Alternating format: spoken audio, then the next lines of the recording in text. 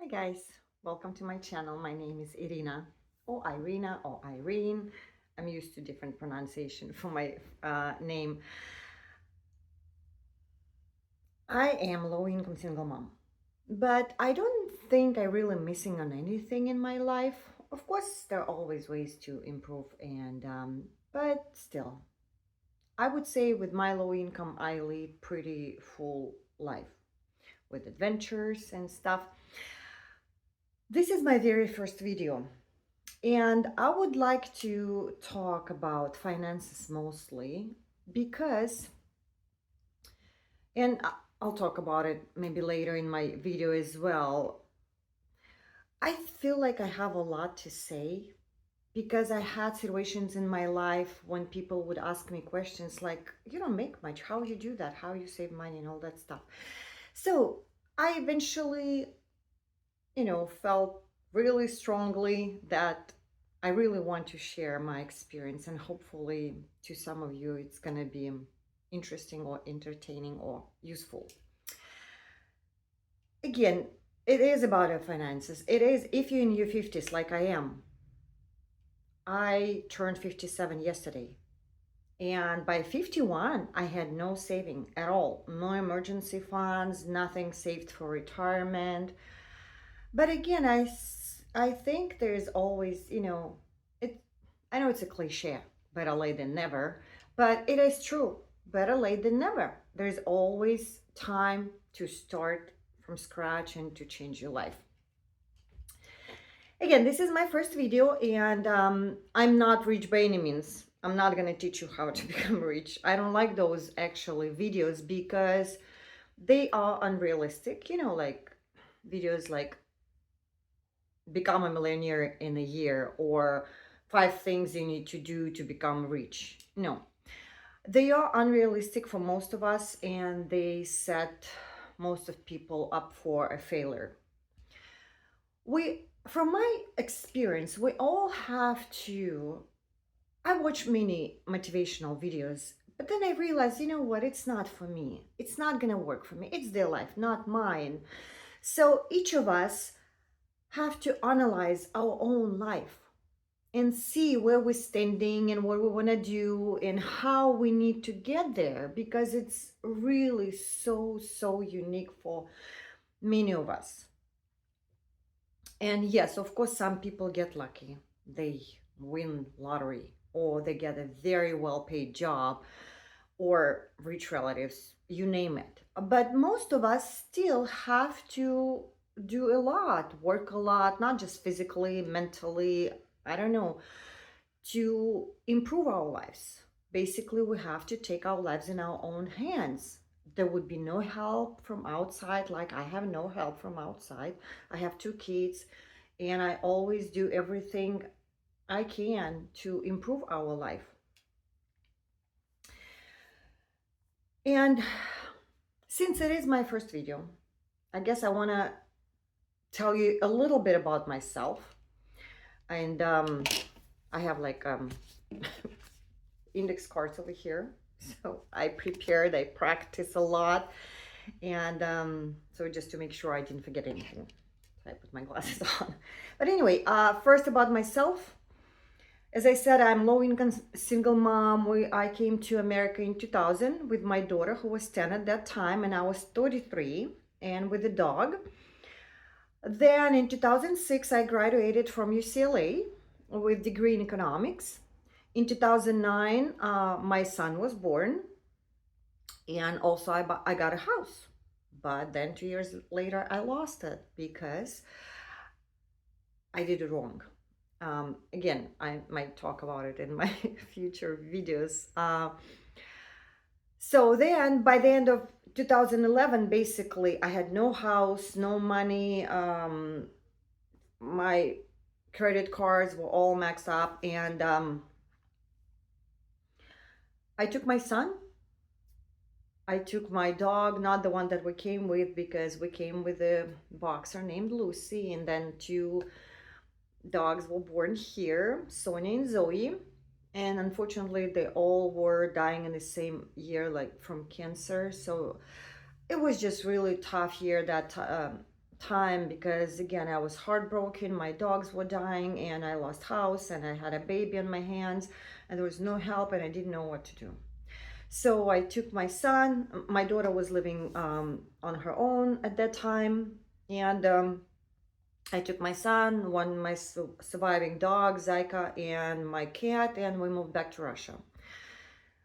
So it took a while over there to get back on my feet, about 2.5 years, and then we moved back to the US in 2014 because I don't know, that's home now after so many years. And here I know how to I know how to live comfortably, let's say, with low income.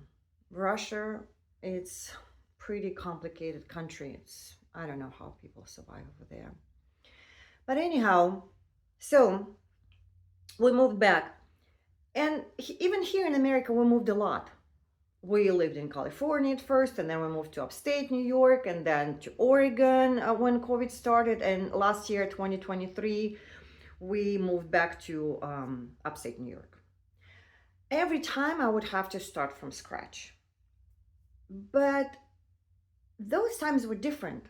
At 51, I had to sort of reinvent my life again, but I will tell you the difference. When we moved every time, changing countries and states, and I would start from scratch, from zero, that would be always about that present time, that particular moment. Like, okay, where we find apartment now? Where do I find job?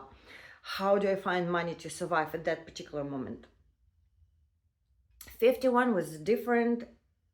Why? Because we already lived. We've been living like for about 3 years at the time in a cute small town, Glens Falls, in upstate New York. So it was summer 2018 when I was 51. And I had two jobs. I was managing a cafe in the summer, and I was doing some substitute teaching in winter. So that was fine too. And we loved my son was 9. He was in elementary school, and it was fine too. We loved our school. So basically, I had kind of, free time on my hands when I could think. And that's when I realized, you know what, my life goes not the way it should be when you're 50 plus. Because what was happening, I would go to my son's schools and all the parents are young. And since I'm single mom, I'm still dreaming about getting a husband, starting a family, buying a house and all that stuff. That not what usually people in their 50s kind of think when they think about the future. And that changed when I've heard an ad. I don't remember the exact wording, but it was something like, if you were born in 1967, that's my birth year, it's time to get like a spot at a cemetery so your kids would not have trouble later. That was brutal, but it was like a cold shower. Basically, I'm planning here, a long life, a husband, a family. And here they tell you, I wasn't even thinking about retirement at that time yet, but here they tell you, not that you just have to think about retirement, you actually have to think about the place where you're going to rest. Whew, that was tough. And then it was another moment, because I was managing a cafe in the summer, and I had a woman in her 70s, and she was like very grumpy and always complaining that, oh, I have to work when I'm in my 70s. And I felt bad for her. I mean, speaking of her lifestyle was not right, because she's in her 70s complaining that she had to work and at the same time buying a brand new car. Who does that? That's irresponsible. And I think that's you shouldn't do when you have this situation. When you reach and you have really nice retirement, then you can buy whatever you want, including as many new cars as you want, if you wish. So when I look at her, I was thinking, you know what? I don't want to work when I'm in my 70s. And I don't want to work even when I'm in my 60s. I mean, even now in my 50s, I don't want to work because I started at 17. So I'm done. So those two kind of, moments, they not just changed my life, but they made me think that I don't have even emergency fund. I don't have any savings for retirement, nothing. It's not like I was just so, reckless with my life. No, I was single mom twice. I raised my daughter and then my son was born. I was raising him with, and especially with no external help, I didn't really have, much to save, but I could have. I think again, I guess another moment I want to mention, like I keep saying that I'm low income, but it's very subjective, right? So, low income for me, on average, I have different life, different types of. All my life, I was in hospitality, but I had different jobs. So that's why I don't have like stable income. I have income like this. And on average, I probably make 25, 27,000 a year. There were some years I remember there was 12. And then after I graduated in 2006, I worked 3 years for at a nice place, and it was 42 a year, which was nice. It was before my son was born. But for example, last year, 2023, because again, we were moving from state to state, I didn't work for a while, so it was only 20. But again, on average, I would say 25, 27. So that's my deal. But I had to figure out how to save money because I just can't, none of us really like to live paycheck from paycheck. But when you get older, you think more and more like how you're gonna, and especially when you see examples like that, when people work in their 70s and they miserable. So anyway, back to my video. It is about finances. So basically, that's what I came like when I was 51. That was my sort of like previous short. Like I described my life in a few words. I started thinking. So what I did next year, spring 2019, when I was 52 already, in April I turned 52 and I got my tax refund. So I opened my first saving account and I put everything in there. But that money didn't survive long just because that summer I had to fly back to Russia to help my mom. So I did next year when I turned 53 in 2020, I did it again. Tax refund, put into saving account. And then life kind of changed for all of us. COVID started. And I feel really bad if any of you lost loved ones, if your life was turned upside down. For me, somehow I was lucky. What happened, because I had two seasonal jobs, managing cafe in summer and then doing substitute teaching in winter, you can apply for unemployment when you seasonal job ends. Even though after the cafe was closed, like end of October, and I started doing substitute teaching, there were not that many jobs available. So I applied for unemployment before that huge rush when people starting in the beginning like of 2020, when people starting losing their jobs, and they ran to apply, but then they were waiting for months and months to get that unemployment. So first of all, I was lucky this way. Sorry, a little bit nervous just because again, it's my first video, trying not to mess it up.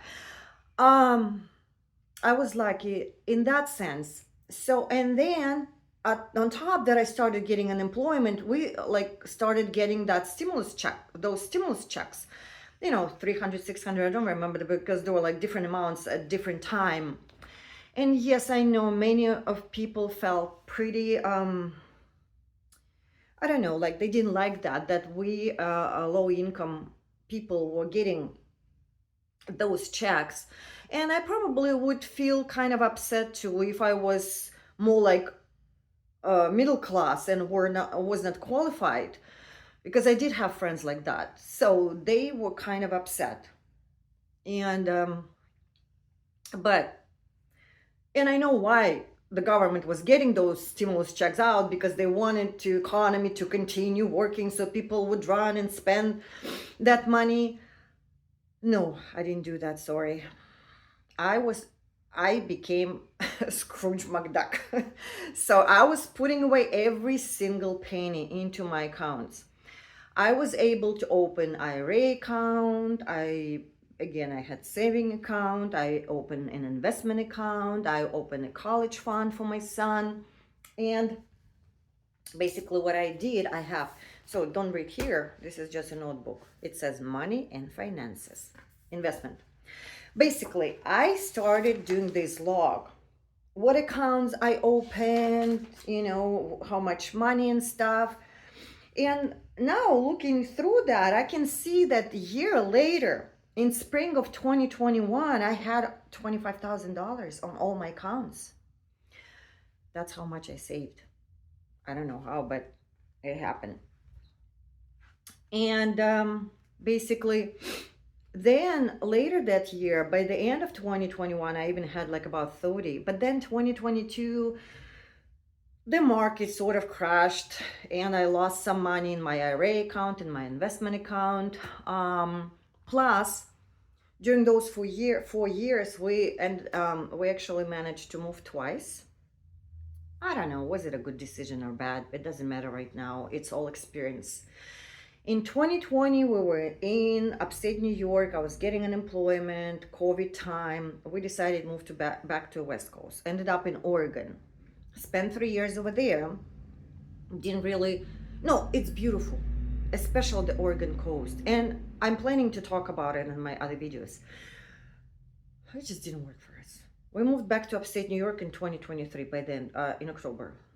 So those 2 times, because of the moving cross country, we were driving car, pulling your whole trailer, which is also one of the topics that I want to talk about, because I have Toyota Camry 2000, which is an old car. And when first time I was planning to pull your whole trailer, I was really scared if I can't do that, if I could do that. So I searched it and I couldn't really find anything on internet. I just I was like, it's okay, we'll make it. And we did.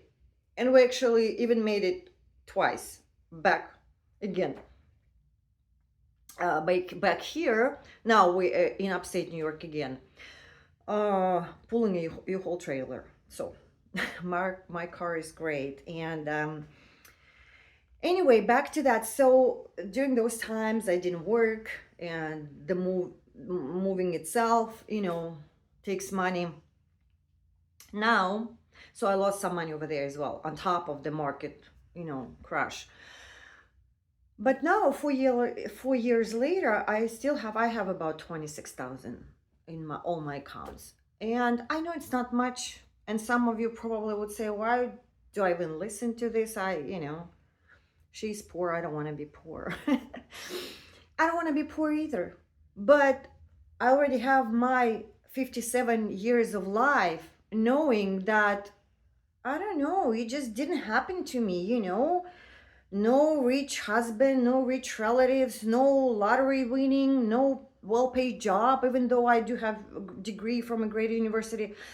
It's okay. I still want to have a nice, eventful life. I still want to live it fully.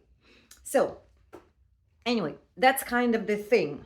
And as I said, I have 26, I'm just looking through really quickly through my cards to see if I covered everything for today. No, I know I didn't cover everything because I'm planning to talk about some other things too. But basically, again, this is more like introductory video because this is my first, right? But I still want to talk about finances. And as I mentioned at the beginning, I have Russian and American friends, and all of them would be saying, like, how do you do that? And at first, I'm not really that self-confident, to be honest. And I would always think like, oh, you know what I'm gonna say, people already know all that stuff, you know. I'm just, I don't want to like feel like, anyway, because it's kind of scary and embarrassing to have YouTube channel. But the more I thought about it, and again, the more people I met in my life that would be surprised how I actually manage that. And sometimes when I start talking about that to them, about like the accounts they need to open, the credit cards they need to have, and they would say, even again, even Americans that were born here and lived there here all their life, they would say, oh, I didn't know that. And that's made me think that, you know what, there's something to say. And it's not because like I'm so smart, I'm gonna teach everyone. No, again, I don't like to do that. I don't like to teach people, to tell them how to live. I just usually just give advices to friends. And some of you might say, oh, you know what, she's an immigrant, how does she know? But I guess we like as immigrants, we have like some sort of advantage in a sense that when we move when you move to a new country, you become really resourceful. You're trying to find things, you know, you, even with things like, because we move a lot, what happens when we move to a new place, year later, I already know so many places in the area that locals do not know, just because I'm so curious about new place. So the same way about new country, I'm very curious. I want to know, you know, how to find ways for me to survive here, especially with kids and no help, and dogs and, you know, cats and stuff, and, you know, lizards and fish and I don't know, and hamsters. We had many over the years. But so anyway, back to my video. I don't want to give just kind of like financial advices here, because I'm not a financial advisor, even though I'm so liking it right now. I had my degree in economics in 2006, but it was never really my interest. I was working in hospitality all my life. So at 51, when I started doing all this, I didn't know about IRA, about investments, about stock markets. I didn't know any of it. So I had to do, you know, I have to educate myself. So, and that's basically, again, as I mentioned before, I don't want to talk just about finances. I want to talk about my life, about my experience, and about how you can think outside of the box and search your own soul to find, you know, who you are, what you want from this life. Because basically, that's how I kind of think people should do. Yes, you can watch motivational videos, you can take advices, but then don't do exactly what they tell you to do. Look at your life. First of all, figure out what you want.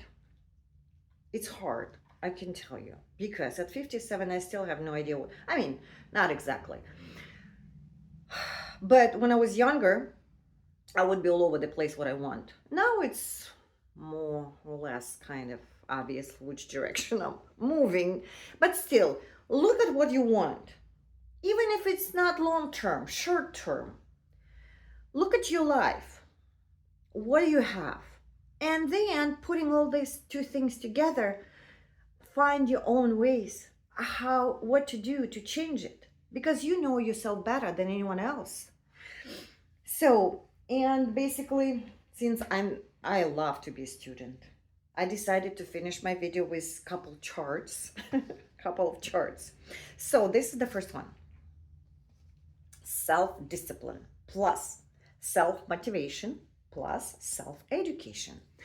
And so those three, I call them like sort of like pillars on which you, I mean, they're basically these three concepts, just very, very important when you're thinking about changing your life.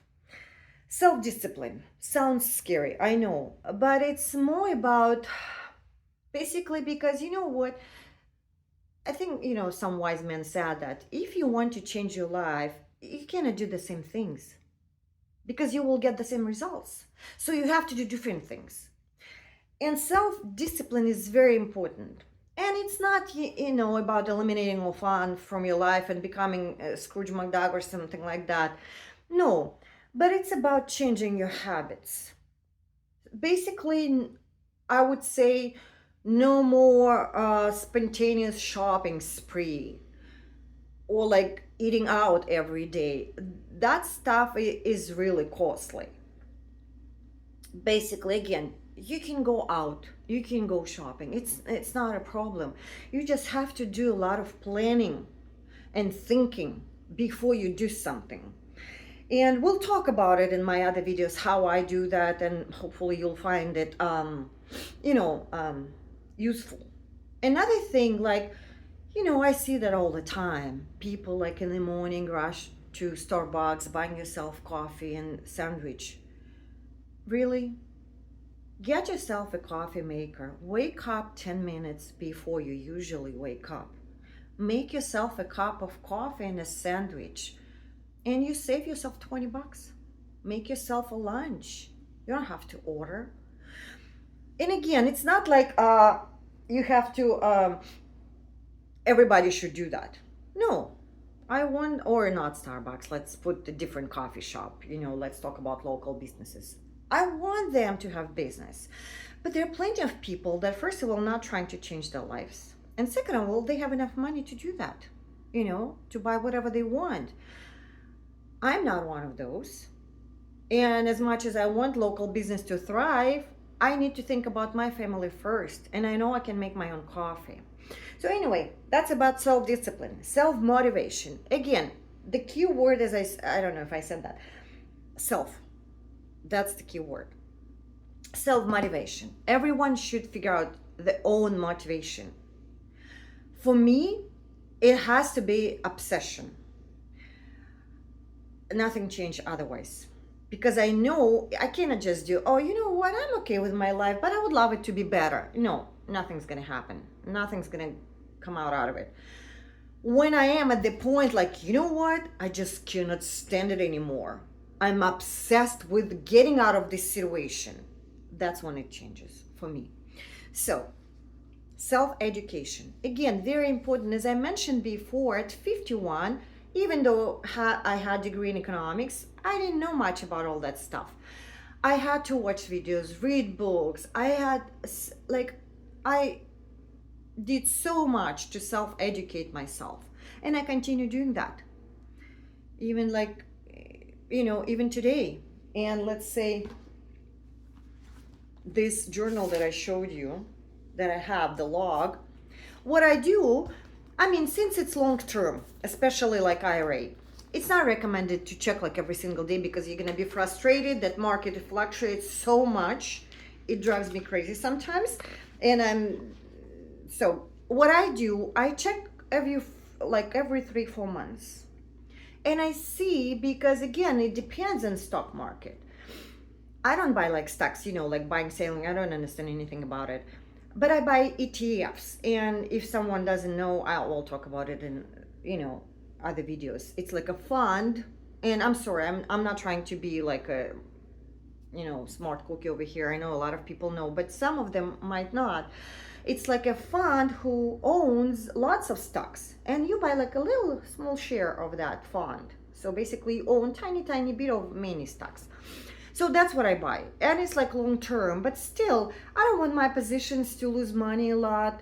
So every few months I go to my IRA account, I check if it loses money. So again, I go on YouTube and I search and I try to figure out what people buy right now. So I sell that, if those shares, I buy something else and see how that goes, kind of like that. So again, you can't really do much. You cannot we take money out of your IRA account until you retire. So that's what I do. But again, this log helps me because I see what I'm doing, what I'm selling, what I'm buying, and YouTube and books and stuff. So that's about self-education. That's why it's not just important to start, it's important to continue with what you're doing. And back to self-discipline, what I wanted to add, look, it sounds scary, and some people might say, oh, I don't want to do things that I don't like to do. Yes, it's going to be tough at the beginning, but then when it becomes a habit, it's going to be much easier and actually fun, I can tell you. So this is the chart that actually kind of the summary of my sort of next video. What I wanted to, so because the first thing first, you cannot even start saving if you had debt. You have to eliminate debt. And I'm not talking about like mortgage or car payments, which is still, things to talk about in those areas too. We're talking about other debt, personal loans, credit cards, mostly credit cards, that kind of stuff. You have to pay it off because it doesn't make sense. Even if you open high yield saving account with 4.5%, but you're paying 22% on your credit card balances, it just doesn't make sense. You're losing money. So here you kind of like, for example, when I started changing my life at 51, I was moving into different directions. Not just, I was educating myself like on a lot of things, not just financial, spiritual change, like different, like reorganizing my life change, like in many directions. So that's what I want to talk about as well with you. I'm sorry if I sound like a teacher. And minimizes expenses, reorganizing your life, and maybe making a little bit more with side jobs. I know it's a lot, and I actually have a lot to say in each of those areas. So I might do second video on just minimizing expenses, and then 2 more videos on this stuff. But in general, while you're paying off your debt using all these 3 strategies, you improving your actually credit history. And this is really huge, especially if you are like me, you don't have a house and you actually want to buy a house, or maybe you would need a car later, even though I don't recommend new cars and everybody knows that. But still, for many things you need, even to rent apartment nowadays, you have to have good credit. Otherwise, you're not going to even rent apartment. That's why it's really, really, really important. And after you pay your debt, you can start saving. That's the beauty of it. So, of this chart, so let's see. I think I covered everything, and it's more than 30 minutes. Sorry, guys. I don't know how to make short videos, and I know I'm all over the place. But if I still have some of you who listen to the end, I really, really appreciate that. And I'll see you next time. Thank you. Bye.